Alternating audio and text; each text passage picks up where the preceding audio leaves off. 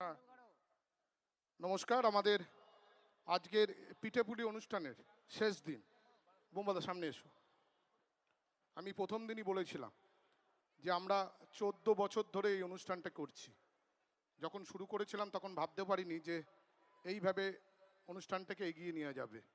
কিন্তু বিশ্বাস করুন, অনুষ্ঠান করতে গিয়ে অনেক কটু কথা তো শুনছি লাগাতার। আমি কটা কথা আপনাদেরকে অনুরোধ করব, উত্তর দেবেন। কারণ ওই যখন গায়ক গায়িকা গান গায় তখন তো আপনারা হাত তোলেন, উত্তরগুলো দেন। আচ্ছা, এই অনুষ্ঠানটা কি বন্ধ করার প্রয়োজন আছে? সত্যি করে বলুন। কারণ এত যে ভাষায় আমাদেরকে আক্রমণ করে, বিশ্বাস করুন নেওয়া যায় না। মাঝে মাঝে অভিমান হয় যে ধর অনুষ্ঠানটা বন্ধই করে দিই। এই অনুষ্ঠান করে যেন মারাত্মক কিছু আমাদের সেই মানুষগুলো যারা অনেক কটু কথা বলে তাদের যেন খুব ক্ষতি করে ফেলছি। আর এই মঞ্চ থেকে আমি ধন্যবাদ জানাই আমাদের সুব্রত পালকে। কারণ সুব্রত দা এই মাঠটা যদি না দিত তাহলে আজ এবং গত পরশু দিন থেকে, গত পরশু দিন আপনারা যেভাবে মাঠে উপস্থিত হয়েছেন, এটা যদি অন্য কোনো জায়গায় করতে হতো তাহলে মাঝপথে আমাদের অনুষ্ঠান বন্ধ করতে হতো। যদি আপনারা সাথ দেন, এই অনুষ্ঠানটি হবে, প্রতি বছরই হবে। শুধু আপনাদের সঙ্গে, আমাদের সঙ্গে একটু সাথ দিতে হবে। দেখুন, প্রতিটা মানুষেরই জন্মের পর তো মৃত্যু হয়। আমরাও হয়তো একটা সময় থাকবো না। আমি থাকবো না, বোমবাদা থাকবে না, হয়তো আপনারাও অনেকেই থাকবেন না। কিন্তু মৃত্যুর পর তো আমাদের সেই ওপরেই যেতে হবে। আমার এটা ইচ্ছা, ওপর থেকেও যেন দেখতে পায় আমাদের পরের প্রজন্ম পিঠেপুলি উৎসবটা করছে। আর যারা নিন্দে করছে তাদের যদি ওপরে পাই তাহলে বুঝিয়ে দেবো, ওপরে তো আর পুলিশ টুলিশ কেউ নেই। আমি চাই যেন তারা উপরে থাকুক, কারণ তাদের প্রত্যেককেই তো আমি চিনি। কারণ তারা যারা লিখছে তাদের প্রত্যেককেই চিনি। কেন জানি না এত জ্বালা। কারণ অনেকেই ভাবে হয়তো যে এই মঞ্চ থেকে নিজের পরিচয় বাড়াবার জন্য এই ধরনের অনুষ্ঠান করি না। আমি ব্যক্তিগতভাবে মনে করি একটা মানুষ ভালো কাজ না, খারাপ কাজ করলে খুব তাড়াতাড়ি পরিচিত পায়। দেখবেন রাস্তাতে যদি একটা মানুষকে কিছু ক্ষতি করা হয়, দেখবেন তার সেইটা বেশি পরিমাণে মানুষ দেখতে যায়। আমার ওই মাঝে মাঝে অভিমান হয় আর কি। কিছু কিছু সিনেমাতে দেখি যে ওই সিনেমাগুলোকে হিট করবার জন্যই যারা ওই বোর্ডে থাকে তারা সিনেমাটাকে কয়েকদিনের জন্য বাতিল করলো, বলো এটা দেখানো যাবে না। সেই বইটাই মানুষে বেশি দেখে। তা যাই হোক, আপনারা যদি সাথে থাকেন, সাথ যদি দেন, প্রতি বছরই অনুষ্ঠান হবে। আর মাঠে যারা ওই এর আগের দিনও বলেছিলাম যে যারা নিন্দে টিন্দে করে তারা তো আসেই। কারণ তারা সব কিছু শোনার পরই আজকে রাত থেকে, যেহেতু আজকে আবার অনুষ্ঠান শেষ হবে, আজকে রাত থেকে ফেসবুকে প্রচুর লেখালেখি শুরু হবে। তা যাই হোক, যারা লিখছেন আরও বেশি করে লিখুন। বিশ্বাস করুন, খুব খুশি হই। বেশি করে লিখবেন। না লিখলে পরে আমার মনের জোরটা হচ্ছেন আপনারাই, যারা বেশি করে আমার সম্বন্ধে আজে বাজে লিখছেন। ধন্যবাদ। অনুষ্ঠান দেখুন। বুম্বাদা সহ আমাদের এখানে পেয়সী মার্বেলকে দেখছিলাম। আচ্ছা, এ আমাদের কিন্তু খুব সহযোগিতা করে।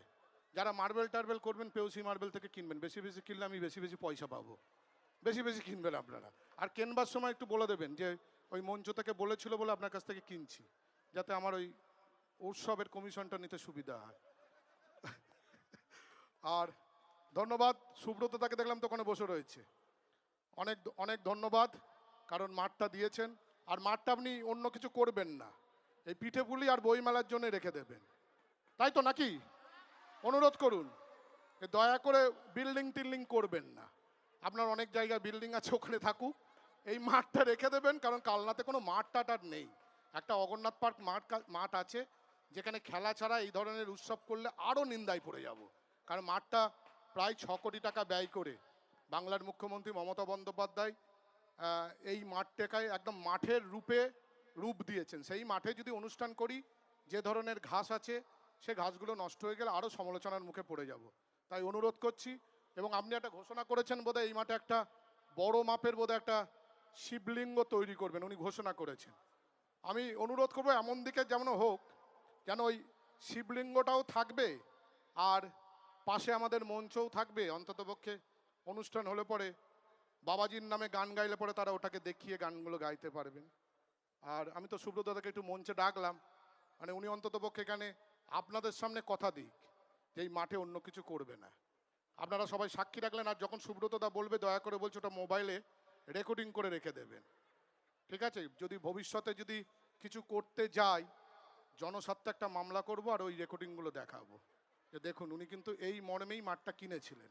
সবাই রেকর্ডিংটা করে রাখবেন। আপনি আসুন, একটু দরকার, আসুন আসুন। আজকে শেষ দিন, একটু আমাদের না একটু বকবকানি শুনুন।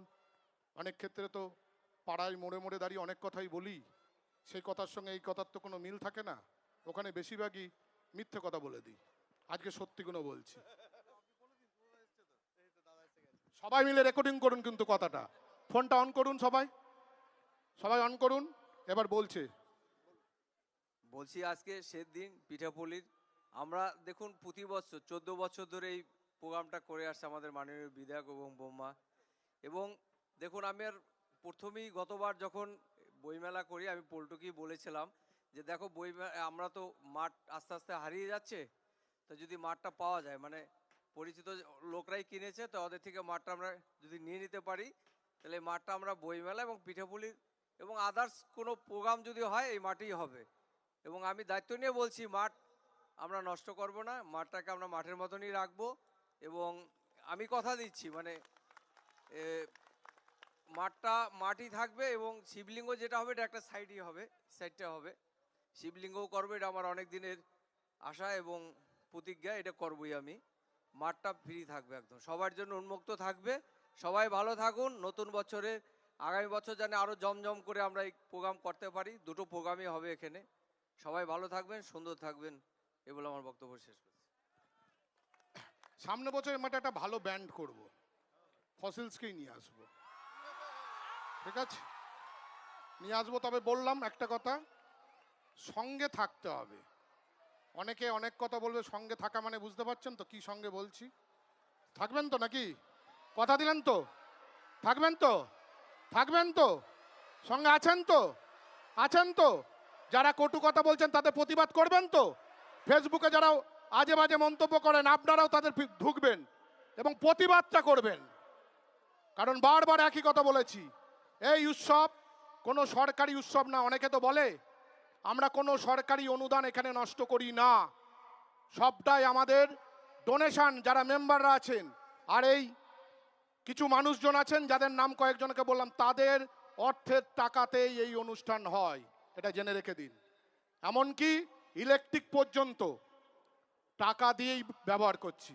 হ্যাঁ, কালনা পৌরসভা আমাদেরকে সহযোগিতা করে, প্রতিদিন তারা লেবার পাঠায়, অন্য জল পাঠায় এবং প্রতিদিন পরিষ্কার পরিচ্ছন্নতা বজায় রাখার জন্য তারা সহযোগিতা করে। এই সহযোগিতা আপনারাও যদি করেন, আপনারাও যদি কোনো অনুষ্ঠান করবেনলে কালনা পৌরসভা তাদের দায়িত্ব বা কর্তব্যের মধ্যে পড়ে, তারা সেই পরিষ্কার পরিচ্ছন্ন আপনাদের ক্ষেত্রেও করবে।